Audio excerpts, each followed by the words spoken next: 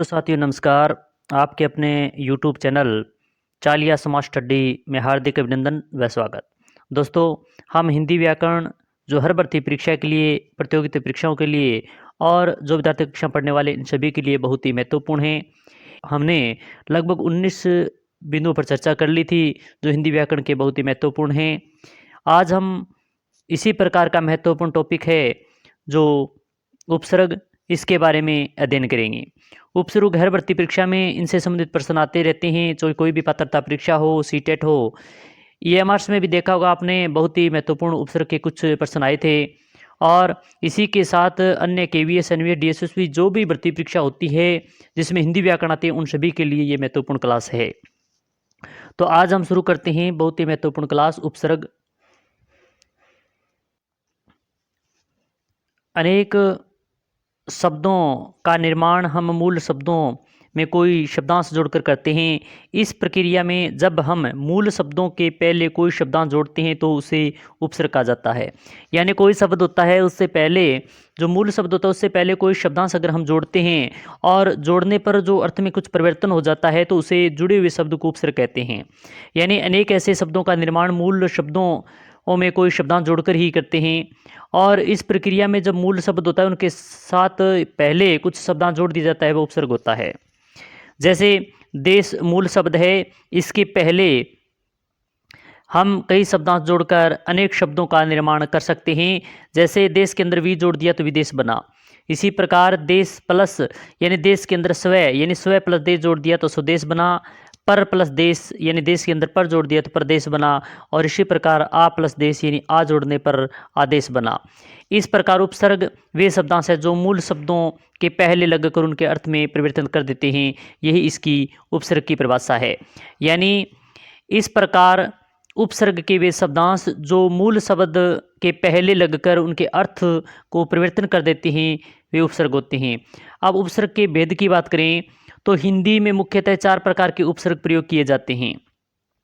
संस्कृत के उपसर्ग, हिंदी के उपसर्ग, और तीसरा है उर्दू फारसी के उपसर्ग, और चौथा है उपसर्गों के भांति प्रयोग होने वाले संस्कृत के अवयव।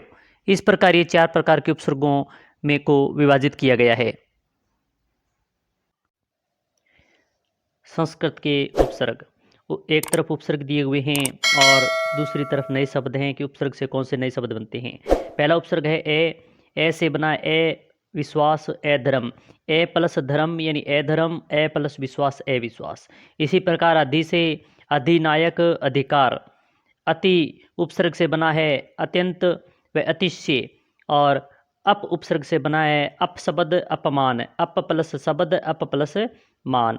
अनु उपसर्ग से अनुचर अनुमान। अव से अवशेष अवगुण। और आ उपसर्ग से बना है आजन्म आगमन।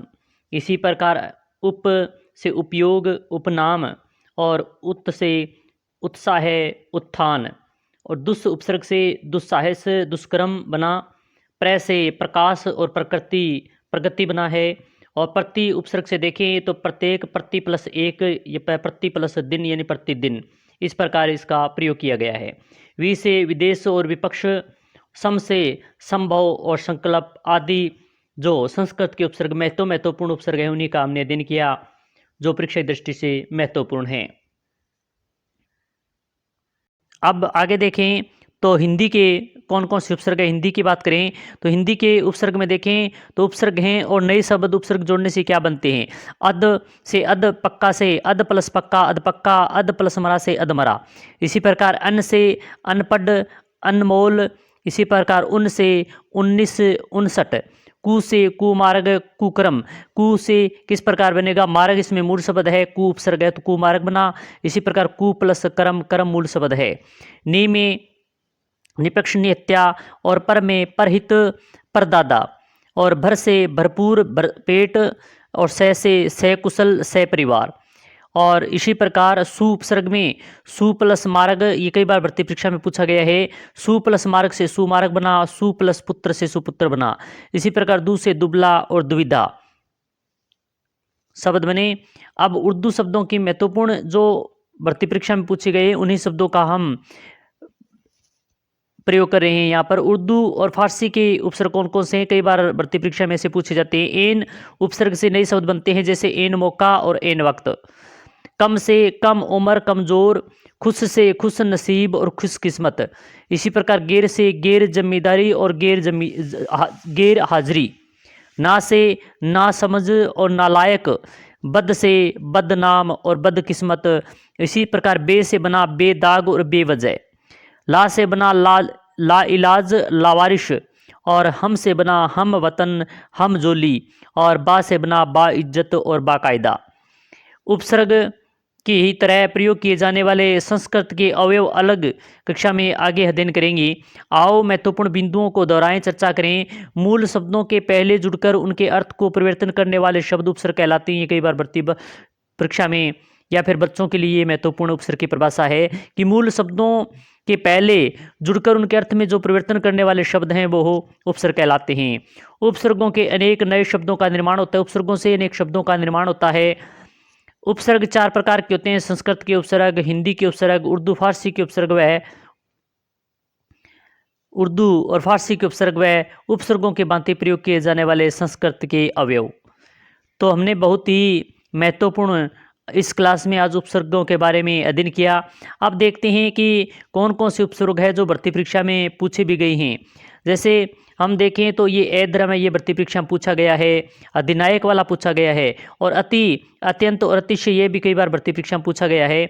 इसी प्रकार देखें अवशेष और अवगुण, ये भी भर्ती परीक्षा में पूछा गया है। आ वाला आजन्म आगमन, ये भी पूछा गया है। और उत्में उत्साह उत्थान, ये भी भर्ती परीक्षा में पूछा गया है। दुस्साहस और दुष्कर्म भी, ये भी भर्ती परीक्षा में पूछा गया है। इसी की समान देखें तो विदेश और विपक्ष वाला भी भर्ती परीक्षा में आया हुआ है। अधपक्का और अधमरा, ये भी आया हुआ है। और इसी के साथ 29 और 59, ये भी भर्ती परीक्षा में आया हुआ है।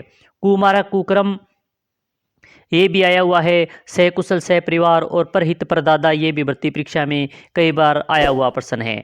तो ये उपसर्ग की बहुत ही महत्वपूर्ण क्लास थी, आपको अच्छी लगी होगी। अगर अच्छी लगी तो कमेंट के माध्यम से अवश्य बताएं, लाइक करें, शेयर करें। और इसी प्रकार के अन्य क्लास के साथ फिर मिलेंगे। जय हिंद, जय भारत।